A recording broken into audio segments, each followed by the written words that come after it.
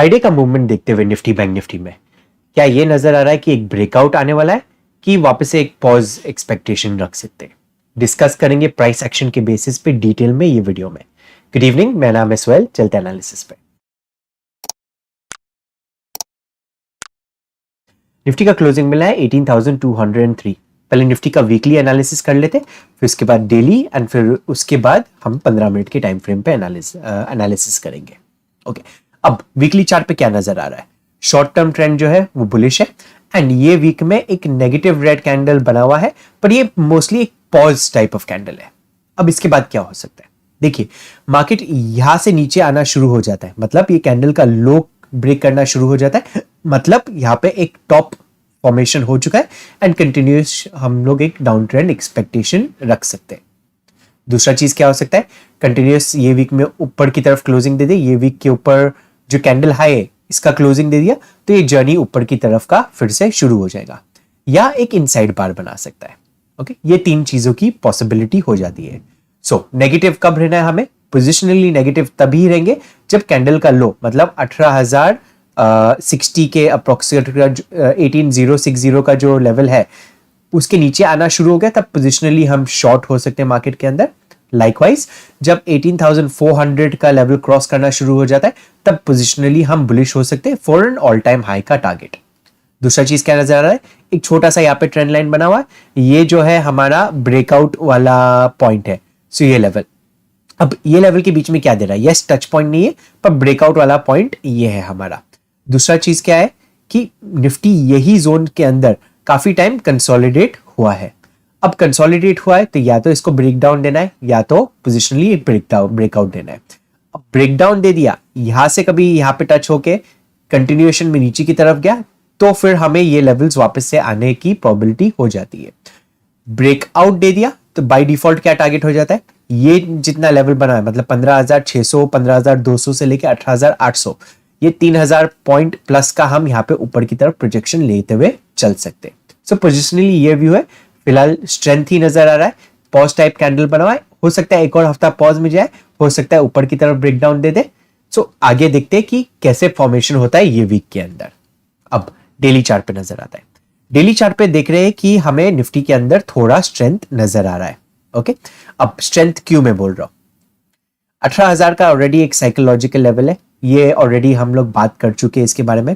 3 दिन नेगेटिव के बाद 18,000 का जो लेवल था 18,060 से निफ्टी ने बाउंस लिया है। अब ये बेस्ट प्लेस था यहाँ पे सेलर्स को 18,000 का लेवल को तोड़ने के लिए। बट एंड आपको जैसा हमेशा मैं कहता हूं कि सेलिंग जब आता है तब अग्रेसिवली आता है, मतलब फास्ट आता है सेलिंग। जब 18,000 का लेवल यहाँ पे तोड़ नहीं पाए सेलर्स, मतलब थोड़ा यहाँ पे सेलर्स वीक पड़ गए एंड बायर्स की एंट्री हो चुकी है। बायर्स के लिए एक अच्छा पॉइंट भी था यहाँ पे एंटर होने के लिए। 18,000 के आसपास में 18,060 के का लो मारा है, 18,000 एक अच्छा स्टॉप लॉस बन जाता है, तो यहाँ पे पोजिशनली एक बायर्स को एक अच्छा एडवांटेज हो जाता है। 60-70 पॉइंट के रेंज के स्टॉप लॉस में अच्छा पोजिशनल मूव मिलने की उम्मीद हो सकती है।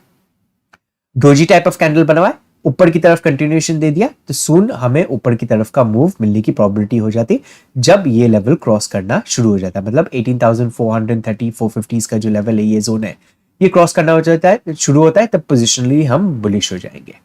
अब इंट्राडे के बेसिस पे देखते हैं कि क्या हमारा आउटलुक है। 15 मिनट का चार्ट में लोड कर देता हूं। 15 मिनट के चार्ट में देखेंगे अगेन एक double bottom type of structure यहाँ पे बन गया एंड ऊपर की तरफ का मूव दिया है। आपको याद होगा मैं थर्सडे के दिन कहा था कि यस मैं पोजीशन शॉर्ट का बनाऊंगा।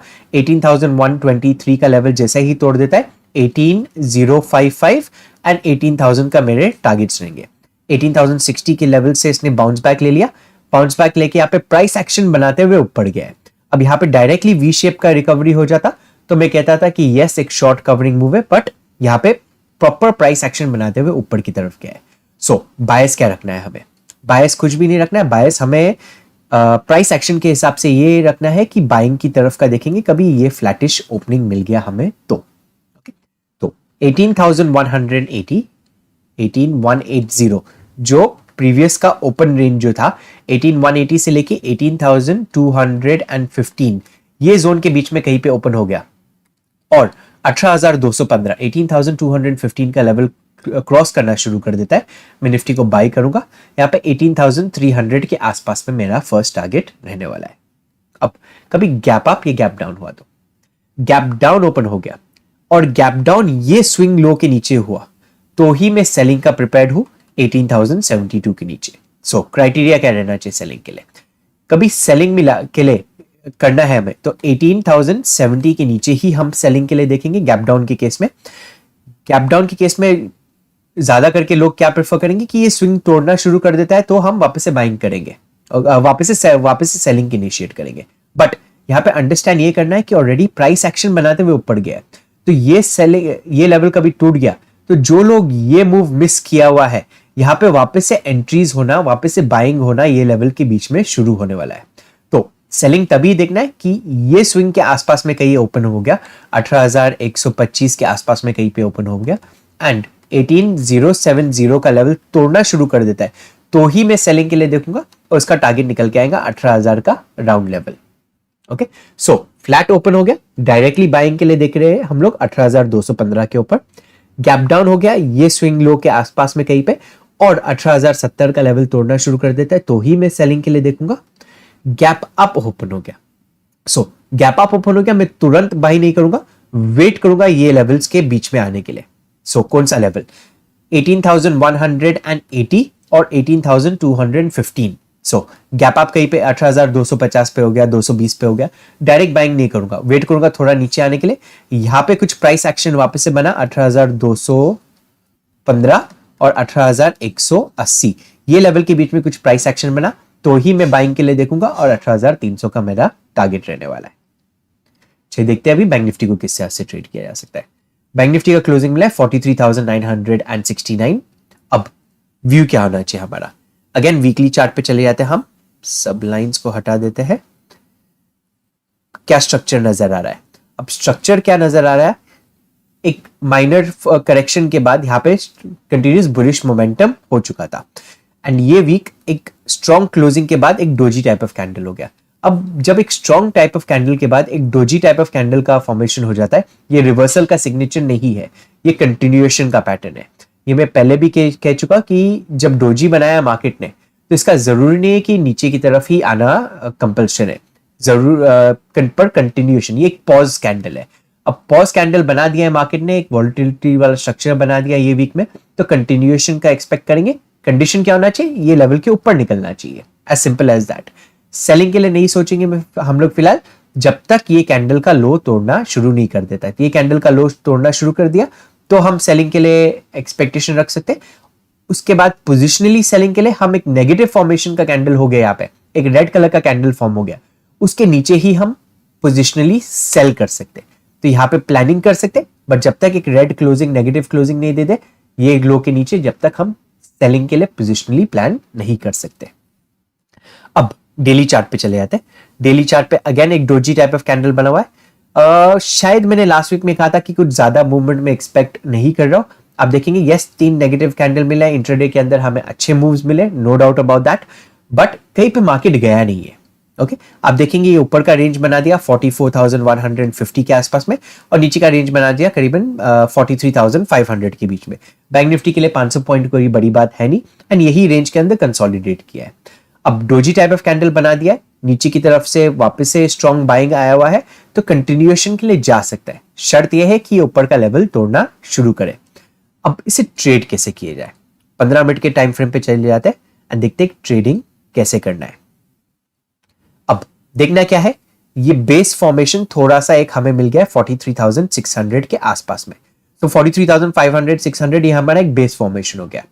बेस्ट के सिनेरियो ये है कि एक कभी बेस वापस से बना दिया मार्केट ने, एक आध दिन यहाँ पे पॉज लेके, तो यहाँ पे पॉज ले लिया, साइडवेज चले गया एंड फिर उसके बाद ब्रेकआउट दिए, तो बेस्ट के सिनेरियो हो जाता है क्योंकि यहाँ पे एक और हमारा बेस फॉर्मेशन हो गया एंड फिर कंटिन्यूएशन ऊपर की तरफ जा सकता है।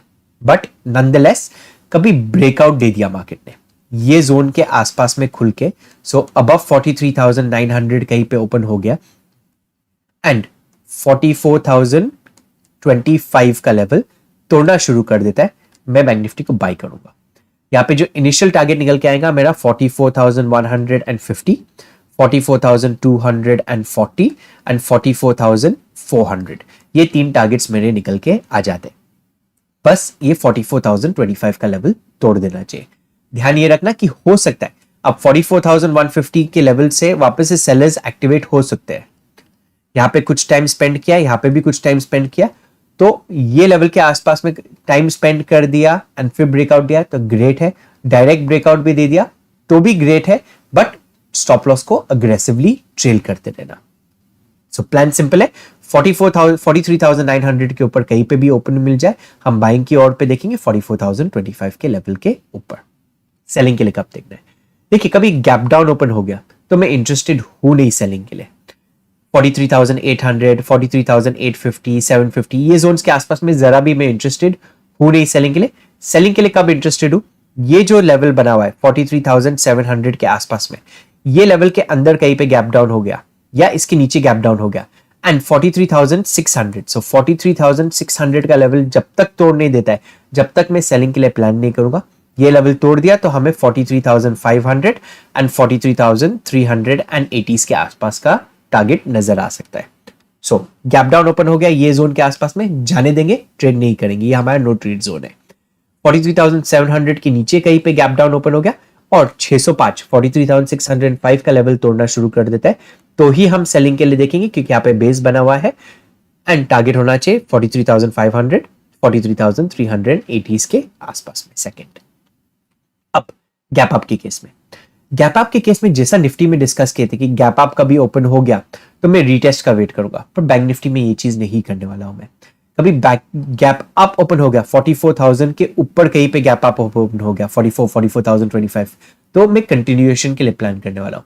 यहाँ पे ऑलरेडी बायर्स ने अग्रेसिवली दिखा दिए, bank Nifty already all time high के आसपास में है एंड गैप अप ओपन हो गया, ये सिग्नल दे देता है कि बायर्स ज्यादा स्ट्रॉन्ग है एंड कंटिन्यूएशन वाले मूव की प्रोबेबिलिटी बढ़ जाती है। सो गैप अप ओपन हो गया, 3 मिनट्स के ब्रेकआउट ट्रेड पे मैं में प्लान करूंगा।